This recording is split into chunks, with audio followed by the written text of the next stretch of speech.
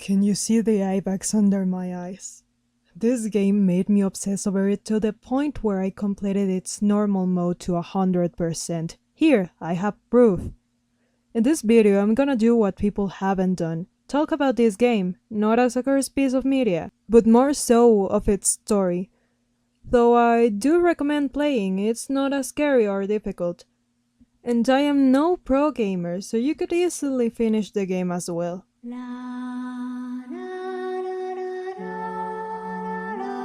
When you first play the game, you get introduced to what you're gonna see during all the playthrough. This is your very own Japanese doll that you decided to take in, hoping to be able to break the curse within her. The game plays like a virtual pet. You play with her to earn candles in the creepiest way possible. I hated having to poke this thing repeatedly for like a full 2 minutes, which we then have to give to her heart. And listen, nothing wrong with giving your child their nutrients, but I wonder where this heart is. It's probably a metaphor, yes. Do I want to believe there's a huge heart, the old hostile somewhere off screen? Also yes. Each time the bar above the heart is full, the doll changes. This seems to symbolize how long we've been caring for her, and as a reward, she gives us letters where she may give information about her new form. And I hate the letters. Not because they're a bad thing, storytelling-wise. They're just fully creepy. Here, I'll read you one.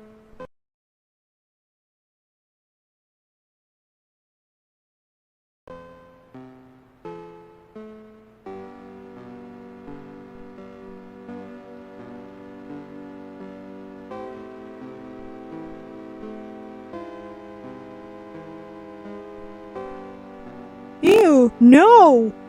I cannot stand this thing. I don't want to hear her say that ever again. Like, these are so creepy! We also have to beware of the poltergeist, which is basically the doll tweaking in several ways. You can pray it away, and from what I was able to play, I don't think it can kill you. It's just a cool little thing that gives you a medal if you see them all. I have them all because every time I download a game, for the first few weeks I become equal to a person in abstinence digging in their backpack for every grain of white powder they can find. I think my mother is watching this video. Hi! Sorry about that. Halfway through, the doll informs us that something is wrong with her, that she's hurting. Her face begins to shape into something more sinister, and then she tells us that she's sorry, she's been possessed by an evil she can't control anymore. There's a sprite that shows her crying, which actually made me sad, but I'm really sensitive, so I don't know. This is Jujuju. The game describes it as a mass of children that died before birth, and one of the transformations of the doll shows perfectly how it looks as bad as it sounds. Oh, look at her, she's so pretty. At this point in the story, we can choose what ending we want to play.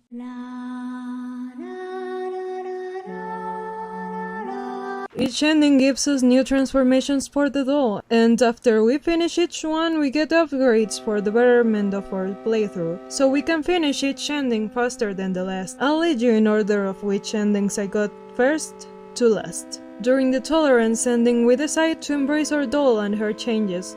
This somehow produces a change where two dolls grow one beside the other. You can imagine how I felt becoming a father of two, one being Jujuju and the other most likely being our doll, though she looks different. The dolls don't let us leave and tell us that they will forever be by our side and will forever haunt us, saying that if we didn't want to be cursed forever, we shouldn't have downloaded the game. Y pues sí, el que se lleva se aguanta. Through the reject ending, we fully ignore the doll from its changes. It, in return, gets ringed and then, by the end, she, from what I can tell, kills us and escapes. And you know what? Fair answer. Fair. To my interpretation, you sit there looking at the doll in suffering and actively don't do or say anything, even though you keep looking. To me, I think that's torture. And look, if I had a doll that acted like that, I'd do the same, so I guess I'd just die. Through the RIP ending, well, isn't it obvious? It slowly decays and dies throughout this ending.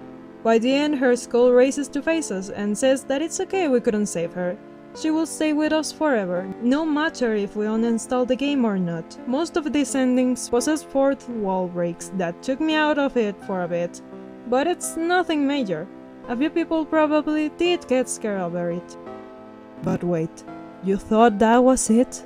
No. When we finish the 3 endings, the introduction to the game changes.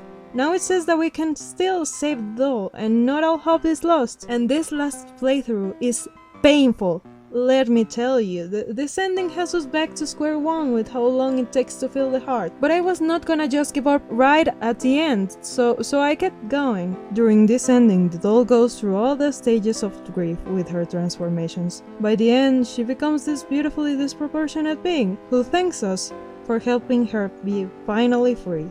She is finally free from Jujuju, and she did it all because of you, the player who cared enough to play it throughout the routes.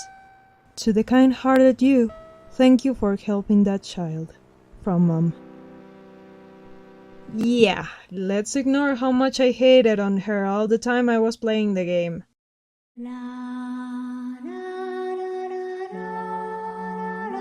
I know I didn't talk about the letters. That's because talking about them made no sense overall. Most of them are just creepy and that's it.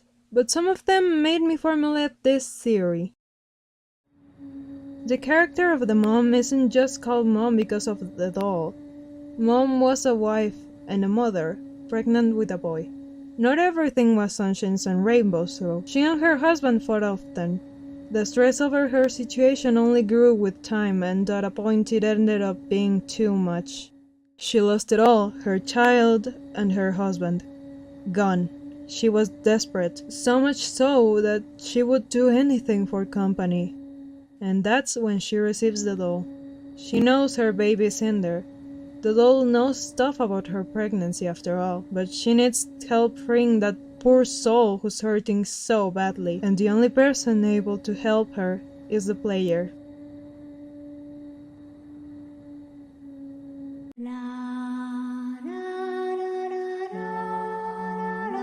You know how I said I'd play the game to 100%? Well, that's just the normal mode. There is another mode called Mozo mode, a mode where options matter a lot, which is why I couldn't really finish the game. This part isn't translated.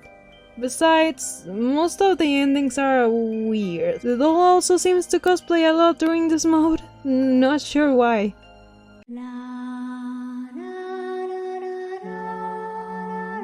The first time I heard of this game, I was at school. One of the people I was hanging out with had the game installed, and they gave the phone to me and someone else, and I honestly became obsessed. At that moment we were all making fun of the weird and funky ways the doll grew up, and I don't blame us for acting that way at all. The second time a YouTuber I watched played the game, but he didn't even get to the first ending. I looked for gameplays of the game, and most were of people who overreact at the screen for as long as they need to, so they can get paid. That's when I decided to play it for myself. Me and a friend downloaded the game and played it together. We did the routes in different order and tried not to spoil each other, and I had so much fun. It was great. Sometimes I wonder if the people who downloaded the game before me knew all that there was to it. I wonder if that message, to the kind-hearted you, if it reached them in any sort of way. This game was made by a small team, and I appreciate them for making it. I hope more people can play their games and see them as more than a spooky curse. That they read that message and feel at least a bit moved by it like I was after hours of gameplay. See ya.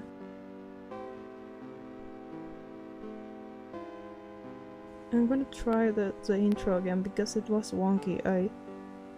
I sounded like I don't know English. I do know English. I'm just I can't read. That's the issue. I really can't read.